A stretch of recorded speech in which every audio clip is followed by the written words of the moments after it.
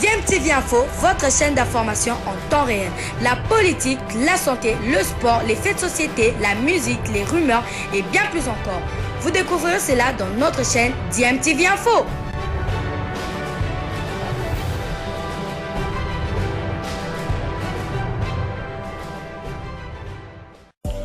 Vous êtes sur DMTV, bonjour ou bonsoir, tout dépend de l'heure à laquelle vous nous suivez. Tout plaisir est pour nous de vous retrouver, mais surtout de savoir que vous êtes nombreux en train de suivre votre chaîne YouTube DMTV. DMTV qui vous propose l'actualité, vous propose également des analyses et des réflexions sur des sujets d'actualité, sur des faits sociaux, tout simplement sur des réalités que nous observons ici chez nous en République démocratique du Congo. La SV Club de Kinshasa sera bel et bien au rendez-vous du deuxième tour préliminaire de la Ligue des champions de la CAF. Le club vert et noir de Kinshasa a éliminé hier au premier tour le club botswanais des Gaborone United. Ils avaient besoin de gagner avec au moins 2 buts d'écart pour se qualifier après avoir perdu le match aller sur le score d'1-0 et ils ont cru jusqu'au bout. Les dauphins noirs de la capitale ont dû attendre la 82e minute pour enfin se libérer grâce à Marouf Tchakey qui a inscrit le but de la qualification sur un coup franc magistralement tiré. Un troisième but qui est venu doucher les espoirs des Botswanais qui pensaient avoir fait le plus dur en égalisant à la 25e minute sur une bourde du défenseur Ismaël Zagré, ce après l'ouverture du score de Rosanne Varel à la 2e minute de la partie. Avant Marouf Tchakey, c'est Eric Kabwewa Bantou qui avait redonné l'avantage avec club en inscrivant le 2e but de Dauphin Noir à la 35e minute de jeu. Qualification difficile pour les Véclubiens qui souffrent notamment du manque du championnat au pays, a rappelé en conférence de presse d'après-match leur coach Raoul Chungu qui appelle par ailleurs les Moscovites à ne pas sacrifier le défenseur Ismaël Zagré malgré sa bourde qui a occasionné l'égalisation de Gaborone United. C'était pas facile. Je mentirais si je dirais que c'est facile, on savait qu'on va gagner. On savait que ça serait trop dur. On a dit de ne pas encaisser. Malheureusement, on s'est fixé l'objectif de marquer dans les 15 premières minutes pour au moins refaire le but de retard. Et on a été surpris, ils ont égalisé. C'est devenu encore très compliqué, mais on n'a pas baissé les bras, on a continué à jouer. Même si on a gagné, on n'est pas encore content. On a gagné tactiquement, il a fallu tomber pour gagner, mais ce n'est pas ce qu'on souhaite faire comme équipe. Je sais qu'au fur et à mesure, si on continue comme bêta, on va reprendre niveau l'année passée, vers la fin, on avait un très bon niveau et j'espère que tu peux récupérer les mêmes niveaux si tu continues comme bêta tout le temps. Tous aussi la dirigeant de la fédération, va faire en sorte que nous qui jouons la Coupe d'Afrique, sortons à la compétition, ça sera très difficile. Vous avez vu, très très difficile. Zagré, on ne va pas le mettre à l'écart. Tout de suite, à la mi-temps, j'ai parlé avec lui. On a essayé. C'est la première fois qu'il joue dans ce stade. Et j'ai compris qu'il n'était plus moralement, ça ne marche pas. Après, il a dit que je vais continuer, mais je n'ai pas voulu prendre ce risque. Les côtés offensifs de l'équipe de Botswana, c'était plutôt côté gauche, notre côté gauche. Et comme on joue avec un récupérateur, c'était difficile de couvrir Ebunga. Donc, dans l'axe, Zagré, tout le temps, était obligé de couvrir le côté gauche. C'était un droitier, il avait du mal à jouer de ce côté-là. Alors, pour ne pas prendre beaucoup de risques, on a préféré prendre un gaucher pour laisser Ebunga continuer à monter. Parce qu'on ne peut pas demander Ebunga reste ici pour qu'on puisse couvrir. Non, Ebunga, tu continues à monter avec ton ailier. Alors il faut un axial pour couvrir. Alors il faut trouver un axial gauche. J'ai vu que Fing était sur le banc. C'est pourquoi on l'a mis là. Sinon, cette équipe nous a malmenés au match aller. Du même côté, c'était très efficace. C'est plutôt du côté gauche, du côté droit. Et ici, on a rangé ça, on a fait juste le contraire.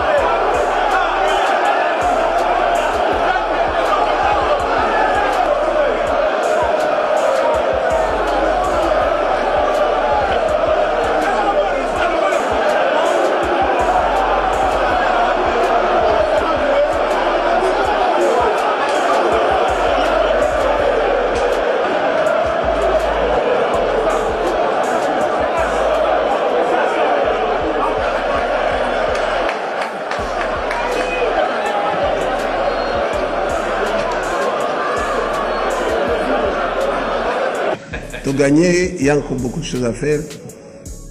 Championnat des athées. Il y a entraînement sur entraînement. Donc, vous allez au top s'il n'y a pas un champion. Contrairement à la Baninga, nous sommes le championnat, nous sommes fans d'entraînement. Quelque part là, il y a un manque de compétition, ce qui fait qu'on n'est pas encore au top. Même si on a gagné, on n'est pas encore au top. On a gagné tactiquement, il a fallu pour gagner, mais ce n'est pas ce qu'on souhaite faire comme équipe. Je sais qu'au fur et à mesure, si on continue à bêta, on va reprendre niveau. L'année passée, vers la fin, on avait un très bon niveau et j'espère que tu peux récupérer les mêmes niveaux si tu continues à bêta tout le temps. Nous, c'est la dirigeant de la fédération, ça en sorte que nous qui jouons la Coupe d'Afrique, sortons dans la compétition, ça sera très difficile. Vous avez vu, très très difficile. Non, on allait match par match, on ne peut pas jouer la même chose. Je savais qu'il y avait quelqu'un qui nous avait maltraité au match aller, au milieu du terrain. Je voulais quelqu'un de plus rapide, quelqu'un de plus efficace. J'ai fait mon choix sur Peter. Vous voyez ce qu'il a fait. Il n'y a pas photo avec Mbaga. Mbaga, c'est autre chose. La technique, la maîtrise. Et l'autre là, c'est plus agressif. Et on avait besoin de gens agressifs. J'ai fait un petit calendrier où je vais peut-être jouer 2 fois par semaine avant les prochains matchs de la CAF. On va jouer 2 fois par semaine. Il faut qu'on joue pour essayer de mettre les joueurs en forme. On va chercher des équipes de première division, des équipes de PFK, pour donner le temps de jouer à tout le monde, pour améliorer surtout la condition physique. Nous n'avons même pas terminé. On devrait le faire. C'était programmé qu'on fasse la préparation athlétique pendant 6 semaines. Mais nous avons fait 2 semaines et demie. Voilà, c'était là le coach de la formation de la SV Club, Raoul Chungu. Au 2e tour, avec Club affrontera le club d'Urkinabé de Rai Club Kadiogo, qui est allé arracher sa qualification sur la pelouse de Asante Kotoko du Ghana, battu à l'aller à domicile sur le score d'1-0. Le club du Burkina Faso est allé s'imposer sur le même score au Ghana avant de remporter la séance de tir au but 3-1. L'autre représentant de la RDC en Ligue des Champions, le tout-puissant Mazembe, connaît lui aussi son adversaire du 2e tour. Il s'agit de Vipers SC de l'Ouganda. Le club de Kampala a éliminé le club centrafricain de Real de Bangui en le dominant au match retour sur le score d'1-0 après l'avoir déjà battu au match aller sur le score de 3-0. V-Club comme Mazembe joueront donc leur match aller du 2e tour à l'extérieur le week-end du 7 au 9 octobre 2022. Le tout-puissant Mazembe continue sa préparation en Zambie où les Corbeaux vont livrer leur 4e et dernier match amical demain contre la formation de Zesco United. Lors de ses 3 premiers matchs amicaux, Mazembe a enregistré 2 victoires contre Prison Leopard 2-0 et Buildcom 1-0, ainsi qu'une défaite d'1-0 contre la formation de Kabwe Warriors.